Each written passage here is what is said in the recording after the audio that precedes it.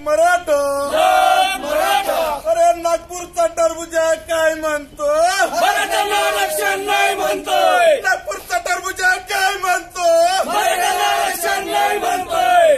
ठाण्याचा दाढीवाला काय म्हणतो, मराठ्यांना आरक्षण नाही म्हणतोय. आरक्षण आमच्या हक्काचं नाही कुणाच्या बापाचं. एक मराठा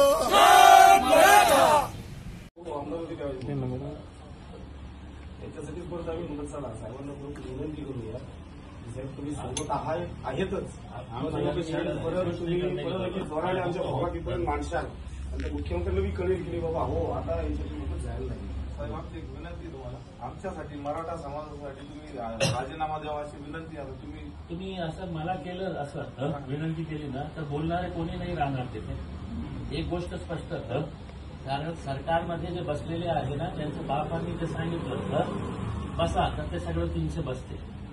आम्ही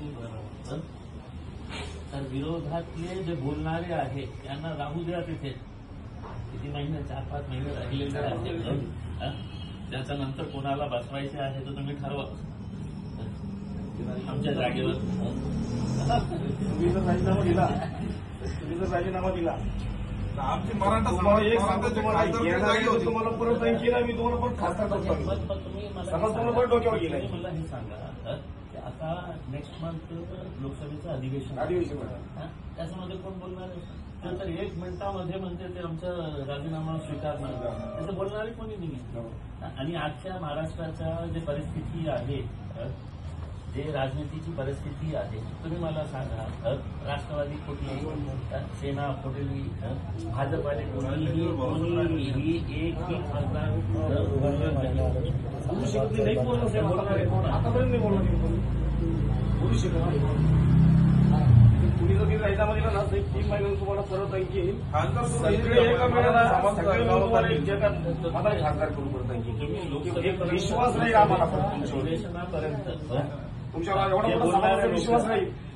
एक कट्टा मतदान तुम्हाला करून तुम्हाला परत पुन्हा आमचा आवाज मला प्रश्न टाकायचेच असेल असं हे करायसाठी हेमंतला म्हटलं की हेमंत तू आता उनकी मांगनी की क्या थी, आपने क्या प्रतिसाद? देखिए मराठा मावड़ा संगठन के कुछ मराठा समाज के युवक यहाँ पे आए थे, वो घर के सामने नारे लगा रहे थे. मैंने उनसे कहा कि आओ बैठो करके, तो आके बैठ गए और उनकी ये मांगनी थी कि मैंने भी अपनी खासदारकी का रेजिग्नेशन देना चाहिए और मराठा समाज का जो आरक्षण के लिए जो मांगनी है उनकी कई सालों की, तो वो मांगनी के बारे में समर्थन देना चाहिए. तो मैं उनको साफ शब्दों में कहा कि तुम आए हैं तो मैं समर्थन दे रहा हूं, ऐसा नहीं है.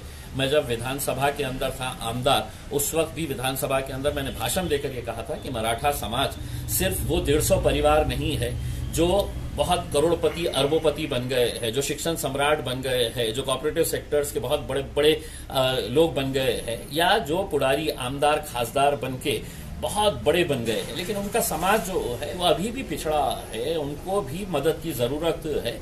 तो ऐसे समाज को रिजर्वेशन मिलना चाहिए. विधानसभा में भी मैंने कहा था, लोकसभा के अंदर भी हमने ये मुद्दा उठाया था. उसमें उनको समझाने के बाद उनको बात समझ में आई और मैंने ये कहा कि मैं अगर रिजाइन कर दूंगा तो सरकार बड़ी खुश इस वजह से हो जाएंगी कि उनसे सवाल करने वाला कोई रहेगा नहीं, क्योंकि सत्ता में बैठे हुए लोग तो अपनी ही सरकार के खिलाफ आवाज नहीं उठाएंगे. आवाज कौन उठाएगा तो हमारे जैसे लोग उठाएंगे.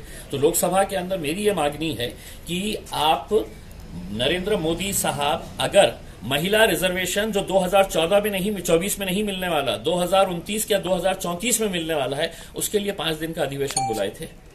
मराठा रिजर्वेशन के लिए आप अगले हफ्ते है तो कम से कम 2 दिन का 3 दिन का अधिवेशन, विशेष अधिवेशन बुलाइएगा और इसके ऊपर चर्चा करिए, क्योंकि ये सदन बनाए ही इसीलिए जाते हैं कि लोगों की समस्या, लोगों के जो मसले हैं या अहम मुद्दे जो है उसके ऊपर चर्चा करने के लिए.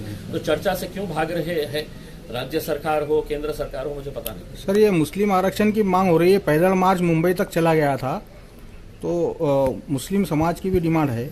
देखिए मैं ये समझता हूँ, मैंने हमेशा से ये बात कही है कि हमारे मराठा समाज को एक मर्तबा रिजर्वेशन मिलने दीजिए. वो हमारे बड़े भाई हैं, उनको मिलने दीजिएगा और उनको मिलने के बाद हमारा रिजर्वेशन तो 5% हाईकोर्ट ने दिया हुआ है, लेकिन सवाल ये पैदा होता है कि आप मांग किससे रहे हैं. क्या आपको लगता है कि भारतीय जनता पार्टी मुसलमानों के हित के अंदर कोई फैसला लेंगी? अगर आपको लगता है तो आप बहुत ही ख्वाबों की दुनिया के अंदर जी रहे हैं उसमें. तो ऐसे सरकार से मांगो जिनसे कुछ उम्मीदें हैं. जिनसे कुछ उम्मीदें ही नहीं है तो उनसे क्या मांगना? महाराष्ट्र में जो है तो आत्महत्या हो रही है मराठाओं के, मैं मराठा हिंसक समाज आंदोलन के तमाम युवाओं से ये हिंसक भी हो, तमाम युवाओं से ये अपील करना चाहूंगा कि अपन छत्रपति शिवाजी महाराज को मानने वाले हैं और शिवाजी महाराज ने लड़ने की सीख दी है, मरने की नहीं दी है। और आज के इस युग के अंदर जीना बहुत मुश्किल है, मरना बहुत आसान है। लेकिन युवाओं को मैं ये कहूंगा कि आत्महत्या का ख्याल जब मन में आ रहा है तो अपने परिवार के बारे में भी सोचो, अपने माता पिता के बारे में, अपनी पत्नी, अपने बच्चों के बारे में, अपने भाई बहनों के बारे में ये सोचो। लड़ते रहो, आंदोलन करते रहो। अगर मजबूत आंदोलन रहा तो बड़ी बड़ी मांगे पूरी हो जाती है, ये मांग भी पूरी हो जाएगी। शुक्रिया।